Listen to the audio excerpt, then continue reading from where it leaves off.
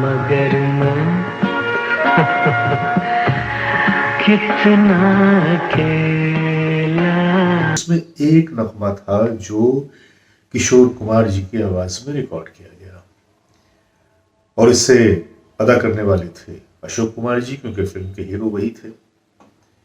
गाने की रिकॉर्डिंग भी हो गई, लेकिन जब अशोक कुमार जी ने इस गाने को सुना तो उन्हें कुछ तशफ़ी नहीं हुई।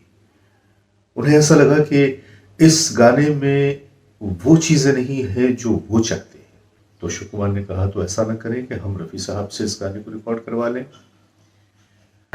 कितना अकेला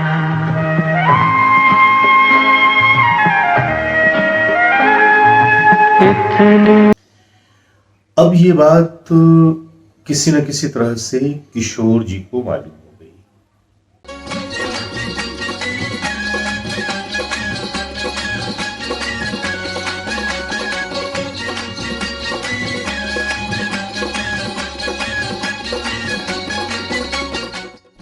ग्रेट लेजेंड्स के आज के इस एपिसोड में मैं जावेद नसीम अपने सभी दोस्तों की खिदमत में अपना आदाब, सलाम और नमस्कार पेश करता हूं।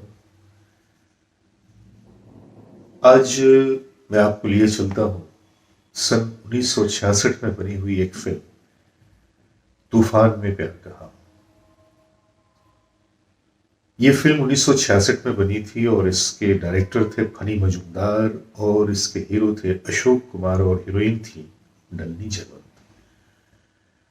इस फिल्म के गीत लिखे थे प्रेम धवन जी ने, संगीत दिया था चित्रगुप्त जी ने।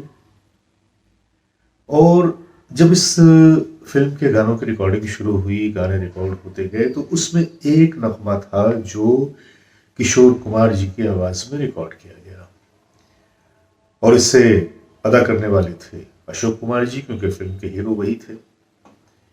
गाने की रिकॉर्डिंग भी हो गई, लेकिन जब अशोक कुमार जी ने इस गाने को सुना तो उन्हें कुछ तशफ़ी नहीं हुई।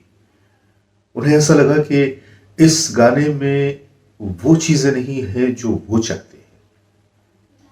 लिहाजा उन्होंने चित्रगुप्त से इस बात का जिक्र किया, प्रेम धवन जी से भी इस बात का जिक्र किया। जब वो गाना उन लोगों ने भी सुना तो चित्रगुप्त जी ने भी कहा कि इसमें जो चीजें एक्चुअली आप चाह रहे हैं ये तो वो चीजें नहीं आ पाई है। तो अशोक कुमार ने कहा तो ऐसा ना करें कि हम रफी साहब से इस गाने को रिकॉर्ड करवा लें। तीनों इस बात पे मुत्तफिक हो गए कि अब इस गाने को एक बार रफी साहब की आवाज में रिकॉर्ड किया जाएगा। लेकिन दुर्भाग्यवश उस वक्त रफी साहब हिंदुस्तान में मौजूद नहीं थे, वो हज करने के लिए मक्का शरीफ गए हुए थे। लिहाजा उन लोगों ने रफी साहब के आने का इंतजार किया। जब रफी साहब आए तो अशोक कुमार जी ने बजाते खुद रफी साहब से कहा कि ये एक नगमा है जो मुझ पे फिल्माया जाएगा, फिल्म तूफान में प्यार कहा के इसमें, और मैं चाहता हूं कि यह नगमा मैं तुम्हारी आवाज में रिकॉर्ड करूं। रफी साहब को भला क्या एतराज हो सकता था। वैसे भी अशोक कुमार जी की बात को टालना वो रफी साहब के लिए तो मुमकिन नहीं था। इतनी ही श्रद्धा, इतनी ही मोहब्बत और इतनी ही इज्जत को करते थे अशोक जी से, बिल्कुल अपने बड़े भाइयों की तरह से। लिहाजा रफी साहब तैयार हो गए और इस गाने को रफी साहब की आवाज में रिकॉर्ड कर दिया गया। इतनी बड़ी दुनिया जहां इतना बड़ा मेला। गाना बहुत खूबसूरत उतरा और अशोक कुमार जी ने कहा कि ये बिल्कुल हूबहू वैसा ही है जैसा कि मैं चाहता था, बल्कि कहीं कहीं पे तो रफी साहब ने कमाल कर दिया है। दरअसल इस गाने में जो कंपोजिशन बनाई गई थी उसमें लाइनों में एक हंसी का इस्तेमाल किया गया था। एक ऐसी हंसी जब इंसान बेबस हो जाता है, जब कोई रास्ता दिखाई नहीं देता, तो उस वक्त जो हंसी उसके होठों पे आती है वो एक ऐसी ही हंसी थी जिसको गाने में इस्तेमाल करना था। मगर मैं कितना अकेला। और रफी साहब ने इतनी खूबसूरती के साथ अपनी उस हंसी का इस्तेमाल किया कि गोया लफ्जों में उसे नहीं लाया जा सकता। अशोक कुमार जी ने भी जब सुना तो बहुत ही प्रभावित हुए।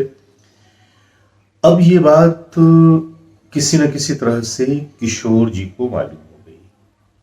गर्चे रफी साहब को इस बात की भनक भी नहीं थी, न तो उन्होंने अशोक कुमार साहब ने उन्हें बताया, ना तो प्रेम धवन जी ने बताया, ना ही चित्रगुप्त जी ने बताया। खामोशी के साथ रफी साहब की आवाज में इस नगमे को रिकॉर्ड कर लिया गया।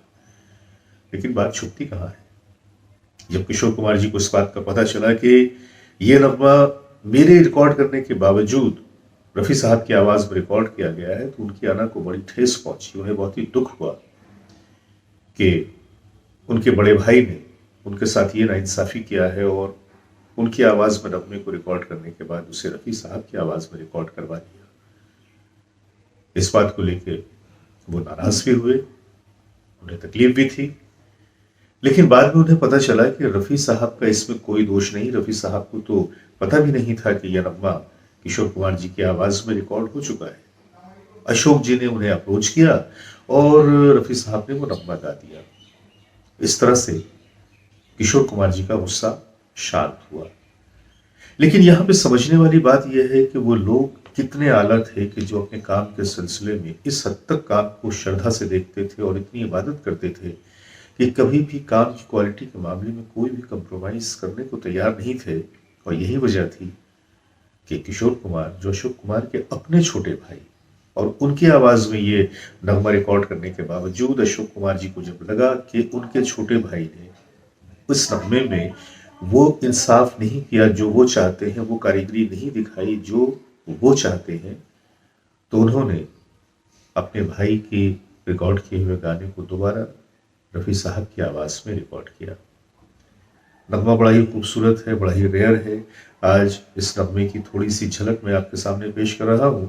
लेकिन जो लोग इस नगमे को पूरा सुनना चाहते हैं, नीचे दिए गए लिंक पे जाकर आप इस नगमे को पूरा भी सुन सकते हैं। आज के लिए बस इतना ही। अपने दोस्त जावेद नसीम को इजाजत दीजिए। मिलते हैं फिर किसी अगली कहानी के साथ, किसी अगले एपिसोड में। जब तक के लिए खुदा हाफिज, आदाब, नमस्कार। मगर मैं कितना अकेला,